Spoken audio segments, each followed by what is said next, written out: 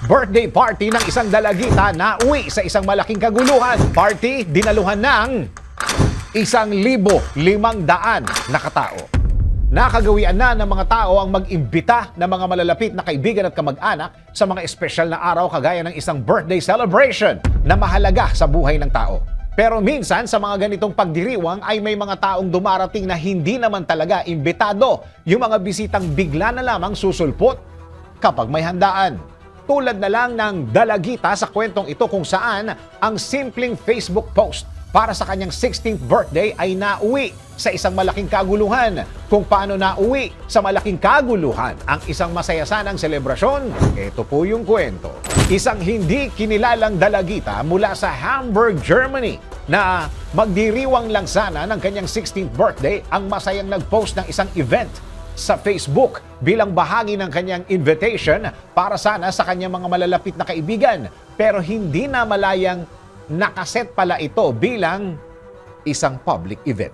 Ayon sa ulat, wala siyang kamalay-malay na ang ginawang event ay nakatakda para makita ng publiko. Ibig sabihin po ay maaari itong makita at maibahagi ng kahit na sinong user sa FB o Facebook. Kaya naman kumalat ang nasabing public event ng dalagita at tinatayang umabot sa 15,000 na tao ang nakakita at nagpakita ng interes na dumalo sa kanyang birthday party. Sa hindi inaasahan, sa araw ng mismong party ng dalagita ay tinatayang nasa 1,500 na katao ang dumagsa sa lugar kung saan siya nakatira. Dahilan para magkaroon ng gulo sa inaasahan niya sana'y isang masayang celebration. Upang makontrol umano ang sitwasyon, ay nagpadala ang mga otoridad ng humigit kumulang na 100 pulis upang mapaalis ang mga taong nagtipon-tipon dun mismo sa lugar. Ayon pa sa ulat, may 11 katawang inaresto dahil sa iba't ibang mga paglabag tulad ng pananakit, paninira ng mga ari-arian at pagtangging sumunod sa mga utos ng mga pulis. Dahil pa sa insidenteng ito, napilitan ng dalagita at ang kanyang pamilya na umalis at magtago para ipagdiwang ang kanyang kaarawan sa mas payapa at tahimik na lugar.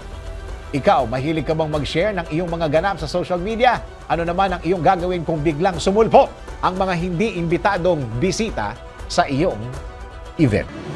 DWIZ Research Report. Report. Thank you for watching. Tuloy lang ang panonood at pakikinig ng tamang balita sa DWIZ News, DWIZ News FM Regional, DWIZ News TV, Aliw Channel 23, nationwide. Mag-follow, like, subscribe at i-share ang aming mga social media accounts.